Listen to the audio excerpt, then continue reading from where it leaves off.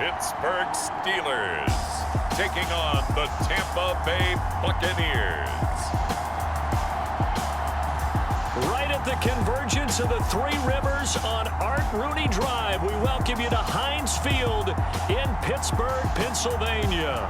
This was the scene just a few moments ago as the Pittsburgh faithful were fired up by the hometown Steelers taking the field. They're all set as they'll match up with the Tampa Bay Buccaneers.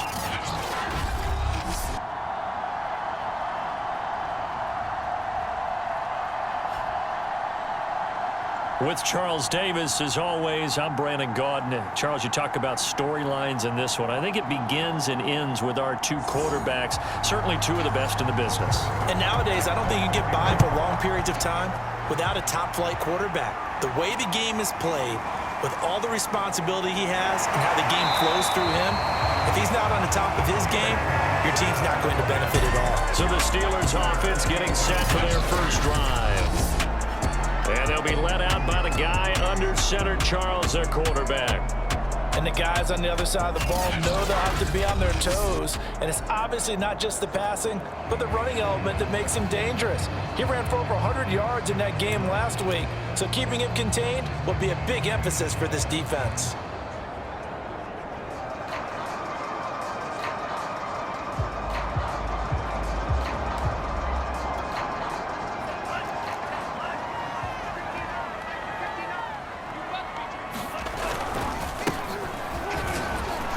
And he sneaks his way forward only for a couple here. Second down. These are his numbers from last week's contest. 12 carries, 51 yards. They've won 2 straight games, and they've done it with the running game as the focal point of their offense. So in this contest, I don't think about doing anything else. I continue to ride the hot hand that I've established and lead with the runners. Here's 2nd and 8. Got an open man here, and it's K.J. Hamler. And down he goes, but he takes it up to the 40. And that's a more than acceptable read right there because it's zone coverage, so timing is everything. This time he waits for his man to come open, puts it right on him, and they pick up a first down.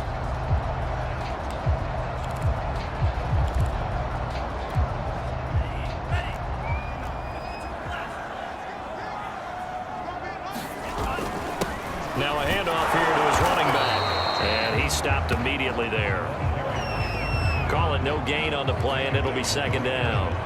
Well, this defense for the Buccaneers, very strong last week as they helped their squad improve to 2-0 on the young season. It was a little bit enlightening talking with the defensive coordinator about their performance last week because the feeling was that it was a good, solid performance. They did what they needed to do to get the job done and get the win, but definitely a few lapses that they're looking to correct. Here's Johnson with a reception. And early on, they're picking up right where they left off last week. And I know a lot of coaches say each game is its own. You don't really have carryover. This feels like carryover. So much confidence from the previous game that they're using to their advantage now. And he sneaks his way forward only for a couple here. 2nd down. Certainly a nice job there by the defense rallying to the football and getting him on the ground. But I think the play gets made by the defensive front because if they can't get upfield, their job is to go ahead and get low, almost get into a ball sometimes, stack things up, and make it difficult for the runner to find a hole.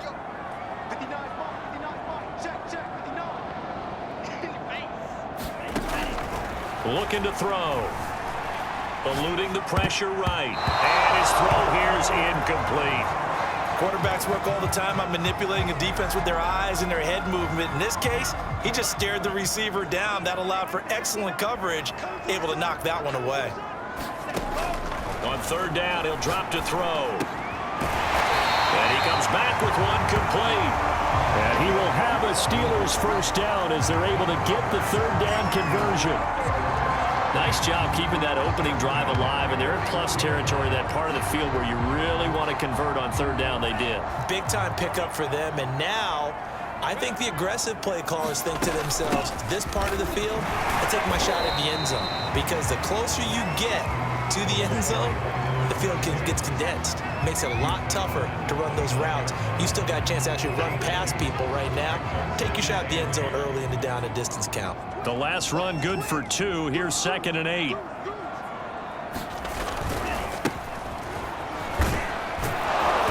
Looking for a crease, can't find one. Stopped at the line of scrimmage.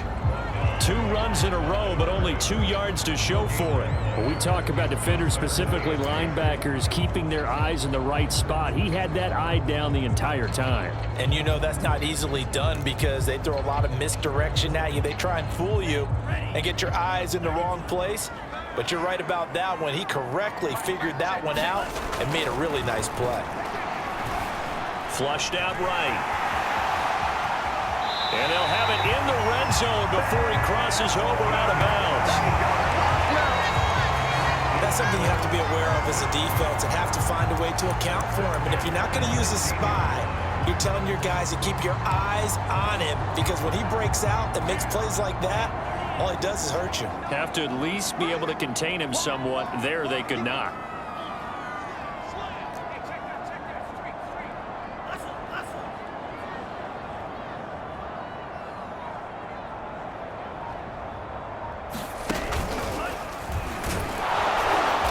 This play gets blown up. They'll lose yardage. Back at the 17.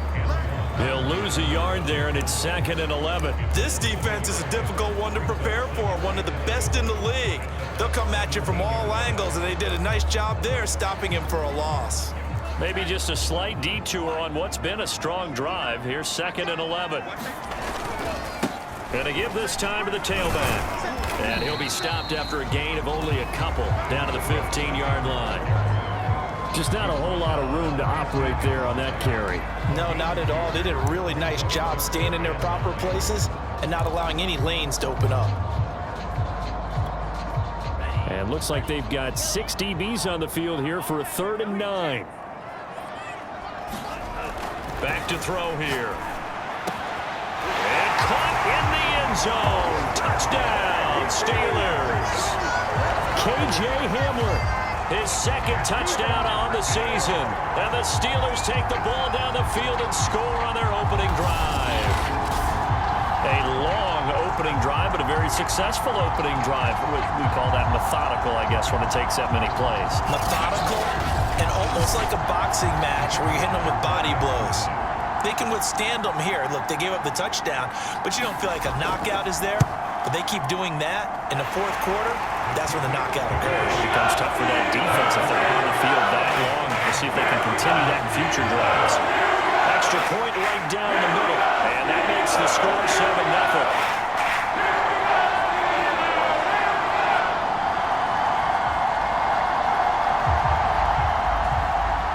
Set now to kick this one away, and off it goes. Fielded just outside the goal line. And able to take it past the 25 and up to the 28-yard line. So here are the Bucs now to take over for the first time. And they will be led out by their 6'4" quarterback. We're not even a quarter way into the season. He's already off to a pretty nice start. NFC Offensive Player of the Week in last week's game. Yeah, week 2, he was electric. See what week 3 has in store.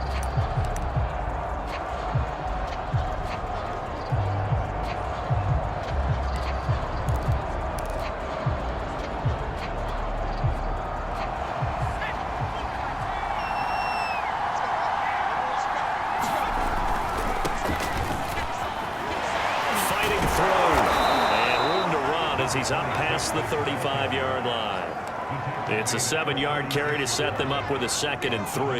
They'd love to just strike back with a touchdown right here, and if it's a long play, so be it. But the main goal, get a couple of first downs, run some plays, run some clock, allow their defense to get a chance to catch their breath, settle down, and relax a little bit after they just gave up the score.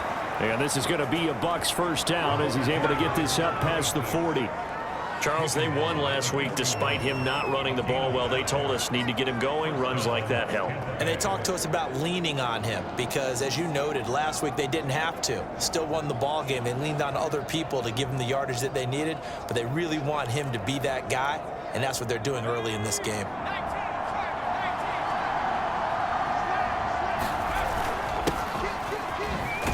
They will get 4 yards here on the first down run, and that'll make it 2nd and 6. Well, on every play call, you realize it's not going to go for a touchdown, so a lot of your calls are setting things up for maybe later in the game, trying to establish the inside run with toughness now, hopefully get to the perimeter later, and let's face it, you could do worse than a 4-yard run on first down.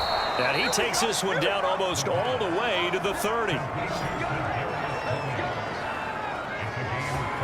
That was a fun one to watch right there. A nice in-breaking route and plenty of room in the middle of the field. And he was able to get behind the linebackers and grab the completion for a really good pickup.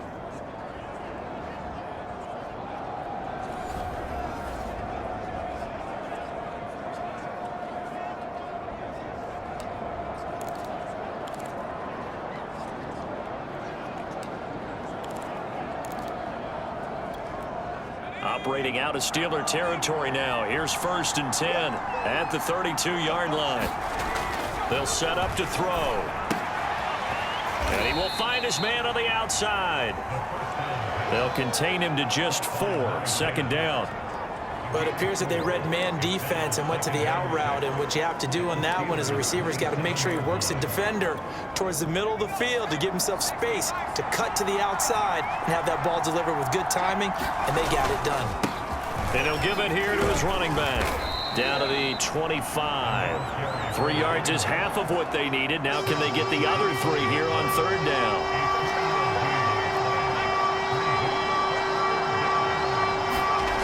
They're going to look to throw. And a quick throw here, that's complete. And he is going to have a Bucs first down by a couple of yards as they're able to convert here on 3rd and 3.